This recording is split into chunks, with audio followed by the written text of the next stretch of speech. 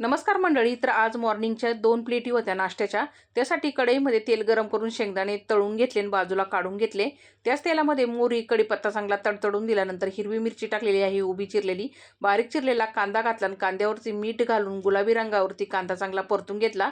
आता त्याच्यामध्येच मग हिंग टाकून घेतला. आता हळद पण टाकलेली आहे, अर्धा चमचा ती स्किप झालेली आहे. हळद नक्की टाका. नंतर बारीक चिरलेला टोमॅटो टाकला पिकलेला, मस्त असं परतून घेतलं एकजीव होईपर्यंत. आता हे मिक्स झाल्याच्या नंतर आहे ना याच्यामध्ये भिजवलेले पोहे घातलेले आहेत मी आणि मस्त हलक्या हाताने मिक्स करून घेतले गॅस लो ठेवून. आता याच्यामध्ये मी घातले आहे फ्राय केलेले शेंगदाणे आणि कोथिंबीर मिक्स करून तयार झाले मस्त मोकळे सुटसुटीत आपले पोहे. तर मंडळी एक कमेंट आली होती, शिबाई कांदा ही धुवूनच घेत नाही, किती घाण राहते. तर तुम्हाला सांगते बघा मंडळी, पावसाळ्याचे दिवस आहेत आणि कांद्यांना आहे ना वरून काळी फंगस लागलेली असते. बिना धुता कोणीच वापरू शकत नाही, एवढं तर तुम्हाला समजलंच पाहिजे. तर चला, असू ज्याचे त्याचे विचार असतात. भेटूया पुढच्या व्हिडिओमध्ये. धन्यवाद.